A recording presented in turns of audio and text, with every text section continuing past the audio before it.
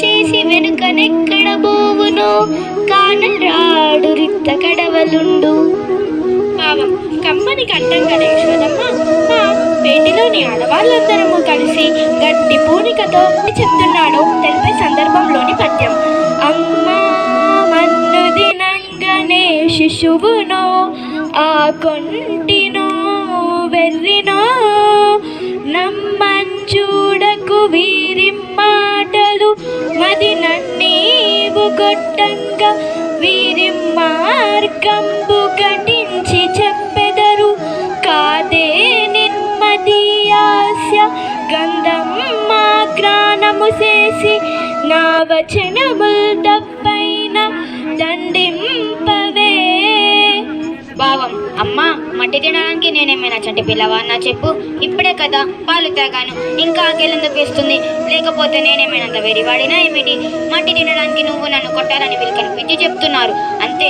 కావాలంటే నా నోరు వాసన చూడు.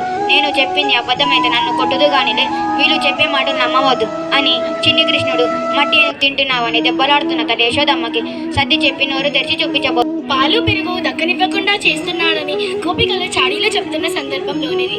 ఓయమ్మ నీ కుమారుడు మా ఇండ్ల పాలు పెరుగు మన నీడమ్మా పోయేదమెక్కడికైనను మాయన్నల సురబులాన మంజులవాణి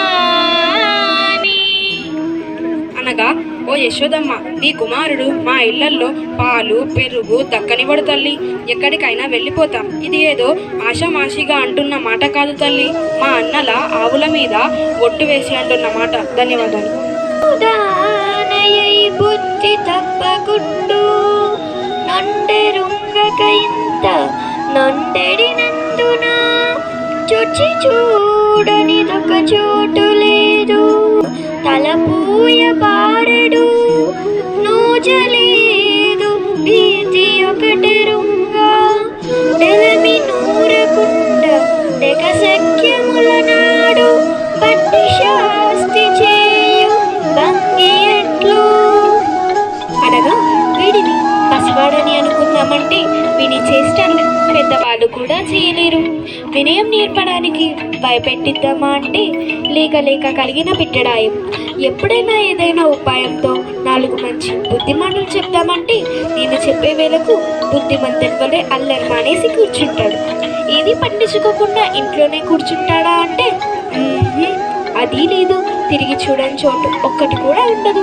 తననెవరైనా తలబోస్తే చాలు పరిగెత్తుకొని పారిపోతాడు. ఒక పద్ధతి లేదు, భయమన్న మాట అసలే లేదు. పోనీ మాట్లాడకుండా ఊరుకుందామా అంటే వేలా కోలాలు వెక్కిరింతలతో ఉడికిస్తూ ఉంటాడు. ఇట్టి పిల్లవాడిని పట్టి శాస్తి చేయడం ఎలాగో తెలియడమే లేదు. ధన్యవాదాలు. అన్నయ్య పాలు మాయం చేస్తున్న సందర్భంలోనిది. బాలురకు పాలు లేవని బాలింతలు మొరలు పెట్ట బగబగనగి ఈ బాలుండాలము సేయచు ఆలకు గ్రేపులను విడిచే నంబో జాక్షి.